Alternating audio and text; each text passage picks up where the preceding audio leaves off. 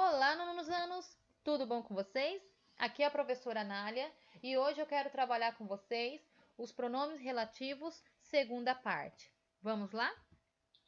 Na aula anterior, eu trabalhei com vocês os seguintes pronomes: who, with, that e whose.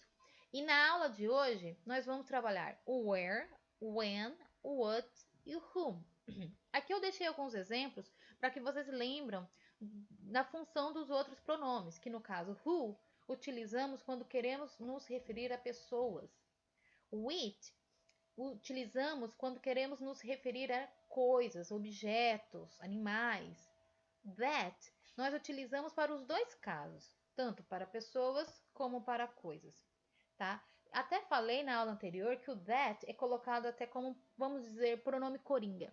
Porque se você esquecer o uso de um e do outro, usa o that. Qual é a diferença? Que o that ele é mais informal. E o whose, ele é utilizado quando você quer dar o sentido de posse. Por exemplo, a tradução dele é cujo, cuja, cujos, cujas. Então, aqui nessa frase, he is the man whose dog was lost. Ele é o homem cujo cão estava perdido. Outra coisa que eu posso passar para que vocês entendam melhor a questão do uso do whose. Sempre ele vem acompanhado depois de um substantivo. Substantivo é tudo aquilo que se dá nome. Observem que quando vocês usam o who ou quando vocês usam o it, ele vai vir acompanhado ou de um verbo ou acompanhado de um pronome pessoal. Aquele pronome utilizado para indicar pessoas? Então, o whose não. O whose vai vir sempre, no caso, acompanhado de um substantivo, tá? Assim fica mais fácil para que vocês entendam. Então, vamos lá. Vamos falar primeiramente sobre o where. O where, ele é utilizado nas orações relativas quando você quer indicar, se referir a lugares. E a sua tradução significa onde. Vamos aos exemplos. I would like to live in a place where it doesn't rain often. Eu gostaria de viver em um lugar ou morar em um lugar onde não chova com frequência. Eu estou especificando que lugar é esse. Que não chova com frequência. Onde não chova com frequência. Então, observe a tradução dele, tá? Esse outro exemplo que eu tenho aqui, ó, para que vocês entendam. Bahia is a place where I want to go one day. A Bahia é um lugar onde eu quero ir um dia. Eu estou especificando que lugar é esse que eu quero ir um dia. A Bahia. Então, where tem essa tradução. Onde? Utilizado para especificar lugar. Lugar, qualquer tipo de lugar. Pode ser um lugar que se refere dentro da cidade, como, por exemplo, shopping, mercado, a sua casa, ou os cômodos de uma casa, que seja um lugar. Entenderam? Qual é a questão aqui da dúvida que pode surgir? É que vocês, a maioria, todos conhecem o where como um pronome interrogativo. Sim, aquele pronome que utilizamos para fazer perguntas. Where are you from? De onde você é? Então, a diferença é que aqui eu estou utilizando ele para fazer uma pergunta e o contexto, o sentido já dá a entender que é uma pergunta. E sempre quando fazemos uma pergunta, os pronomes interrogativos, eles estão ali no início de frase. Quando você vai usar o where com sentido de um pronome relativo, ele vai ter a função de unir a frase 1 da frase 2. Por isso que nós falamos que são orações subordinadas. A primeira oração e a sua subordinada.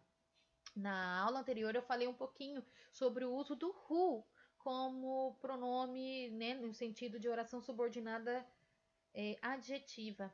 O where e o when pode ser colocados mais como adverbiais, porque eles estão indicando lugares e tempo. Então vamos no when. When, quando, em que, no qual, na qual, nos quais, nas quais. Gente, ele é utilizado toda vez que você quer se referir a algo que dê sentido de tempo, tá bom? Então, olha aqui o exemplo. We will get married when you get a job. Nós iremos casar quando você conseguir o emprego. I will always remember the day when we met each other. Eu sempre me lembrarei do dia em que nos conhecemos. Ou quando nos conhecemos, tá? Daria até melhor essa tradução. Quando nos conhecemos. Então, when, ele tem esse sentido. Lembram-se. Where indica lugar, tá? Tradução onde. E when indica tempo. Tradução quando, tá bom? Espero ter ajudado nessa parte. No mesmo caso de where, o when também é um pronome interrogativo. Só que também é a mesma questão, é a função dele dentro de um contexto. Você vai conseguir identificar quando é uma pergunta, e você também vai conseguir identificar quando ele está querendo fazer a junção da frase 1 com a frase 2, tá? Então, vai repetir alguns pronomes aqui? Sim. Só que o que vai depender é o contexto, é o sentido do contexto que vai modificar a situação. Olha só, when, ele está juntando a frase 1 da frase 2. Quando fazemos uma pergunta, é diferente, tá bom? Vamos lá. What? Poucos sabem, porém, o what também é um pronome relativo. Sua tradução: qual, o que, as quais, os quais. Todo mundo conhece ele mais para fazer perguntas, né? Por exemplo, what are you doing here? What are you eating? Mas nesse caso, pessoal, vocês observam que o what, ele tá ali no início de frase para ajudar na question, certo?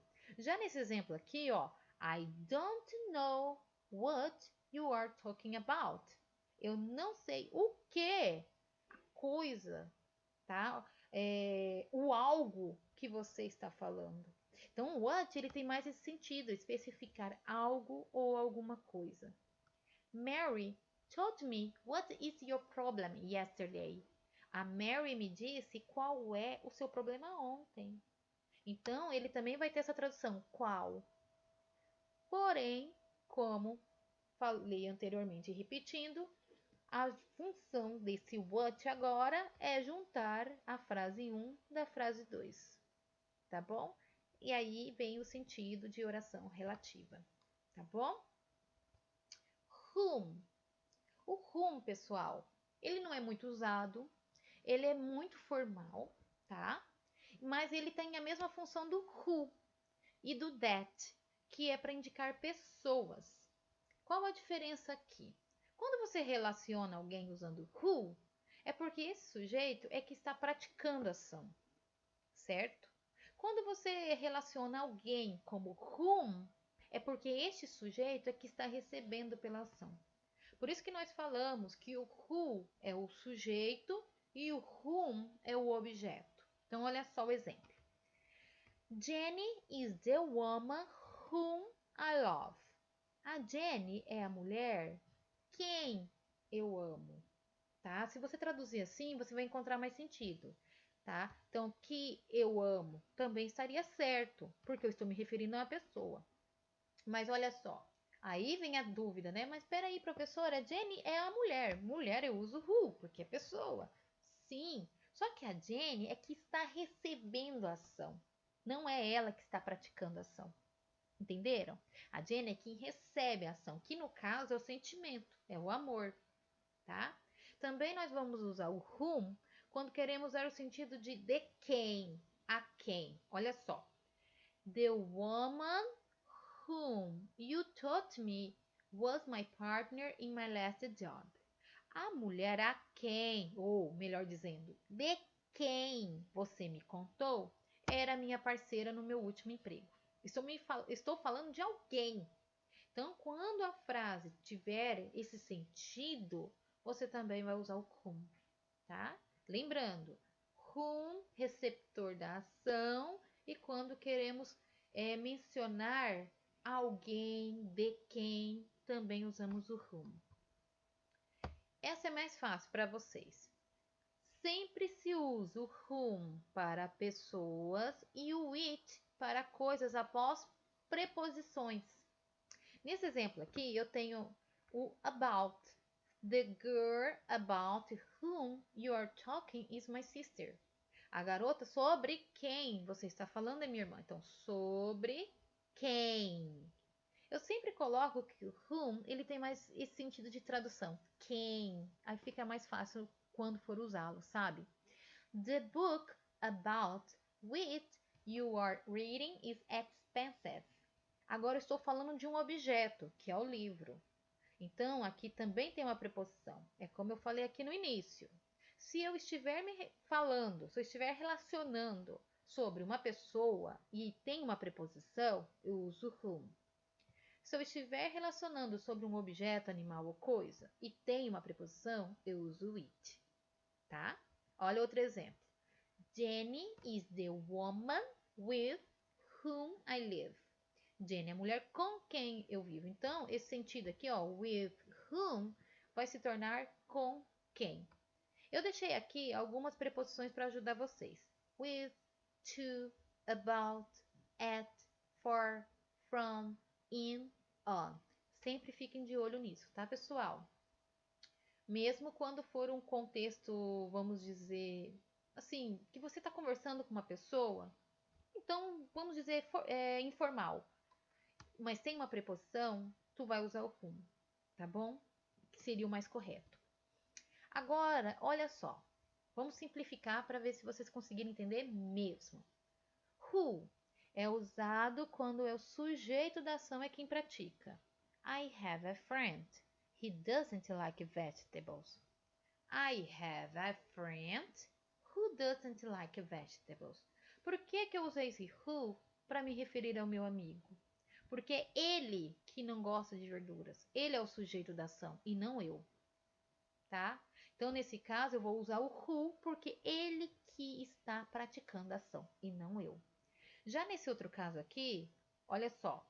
I don't like this guy. I work for him. Eu não gosto desse cara. Ponto. Olha outra oração aqui. Eu trabalho para ele. Ele recebe pelo meu trabalho. Estão entendendo? E o que vai ajudar muito aqui a vocês entenderem melhor que tem uma preposição. I don't like this guy for whom I work. Eu não gosto desse cara para quem eu trabalho. Então, sempre como eu falei, o whom vai ter esse sentido de quem, alguém, tá? Ele vai vir acompanhado de uma preposição para ficar mais fácil para ajudar vocês. Ou se não for nenhum desses casos, vocês vão ter que observar. É ele o sujeito da ação ou é ele que recebe a ação? Tá bom? Vamos lá. Aqui são os exercícios, pessoal. Então, vocês vão ter que completar com who, com which, com where e com whom. Esse primeiro caso, eu quero explicar uma coisa para vocês. Então, olha só a frase. This is the boy had an accident. Este é o garoto, teve um acidente. Então, este aqui é o garoto. Eu estou relacionando o menino. Ah, professor, é who. Sim, porque eu estou relacionando a alguém. Mas o mesmo garoto sofreu pela ação. Estão entendendo? Ele também pode ser o objeto da ação. Ele sofreu pela ação. Então, eu também poderia usar o whom. Então, tem caso, professora, que eu posso usar o who e o whom? Sim, gente, vai depender do contexto, vai depender da atenção de vocês, tá? Porém, se for para ficar mais fácil, se está relacionando alguém e a própria pessoa é o sujeito da ação, coloca o who ali para ficar mais fácil. Mas se vocês quiserem também completar com whom, também estará certo. Já nesse segundo exemplo, yesterday I saw a car. Ontem eu vi um carro, eu estou falando de um objeto. Então fica bem mais fácil vocês identificarem, né? Aqui eu estou falando o seguinte: Mandy is the girl I met on Friday. Eu estou falando da garota Mandy. Mas quem fez a ação fui eu que conheci. Ela é a receptora da ação. Nesse caso aqui, gente, o que eu posso falar para vocês? Mandy is the girl I met on Friday. Vamos dizer assim, para ficar mais fácil. Eu acho que eu deixei um pouquinho confuso agora, mas vou deixar mais fácil. Estou falando da garota. Estou relacionando uma pessoa. Tá bom? Tá bom assim? Fica mais fácil para que vocês entendam a resposta. Só lembram disso. Ela é a garota. Estou me referindo a uma pessoa. Tá bom? The robber stole the car. Aqui no caso, eu estou falando dos ladrões que roubaram o carro. Estou falando de um objeto. Tá? Can I talk to the girl? Nesse caso, gente, is sitting on the bench. A garota, ó, eu posso falar com a garota? Ela que está fazendo a ação. Ela que está sentada, tá bom? Então, eu estou falando de uma garota que está fazendo a ação. Entenderam, pessoal? Fica mais fácil, né? This is the hotel. Hotel, pessoal, é lugar, tá? Então, qual que nós usamos quando queremos nos referir a lugar? Lembrando de pequenos detalhes aqui, ó. About, que é uma preposição. With, que é uma preposição. On, que também é uma preposição, tá? Se deixei alguma coisa confusa aqui, gente, me procura, tá bom? Mas, ó, só vou lembrar. Mandy é a garota. Estou falando de uma pessoa. Só isso que eu posso dizer para dar resposta para vocês. Acho que ficou fácil agora. Agora aqui, ó. O que eu estou pedindo? Para que vocês reescrevam as frases usando o pronome relativo adequado. Eu coloquei todos aqui, por quê? Para vocês lembrarem, né? Que tem esses pronomes relativos. Mas, gente, não significa que vocês vão usar todos eles. Pode ser que vocês usem apenas 2, pode ser apenas 1, tá bom? Eles só estão aqui para vocês lembrarem quais são os pronomes relativos. Mas o que o exercício pede é que você utilize o adequado. E o que acontece aqui? Reparem que todos eles estão divididos, tá? Frase 1, frase 2, frase 1, frase 2. Vocês vão transformá-lo em uma frase só. My father cooks very well. Ponto. He wants to open a restaurant. Lembrando de uma coisa. Meu pai, tá? My father, eu tenho que relacionar que cozinha muito bem. Então, como que ficaria? My father, who cooks very well, wants to open a restaurant. Gente, quando vocês forem falar de um pronome relativo, o pronome de pessoa, que no caso é o he, que no caso é o they, o she, etc., ele é descartado, tá bom? Porque você já vai usar o pronome relativo para relacionar o sujeito. E vocês vão transformar a frase agora em uma só. Então, vocês não vão precisar repetir novamente aquele pronome de sujeito, tá bom? A mesma coisa aqui. Peter is a friend of mine. Que o Peter é um amigo meu. He spent his holidays in the mountains. Peter, who is a friend of mine, spends his holidays in the mountains. Entenderam como que é para fazer o exercício? Vocês vão relacionar o sujeito. Jorge Amado é um escritor famoso. Jorge Amado, que é um escritor famoso, tá? Ou, melhor dizendo, vocês também podem transformar de outra forma. Como assim? Jorge Amado é um escritor famoso que vive na Bahia, tá?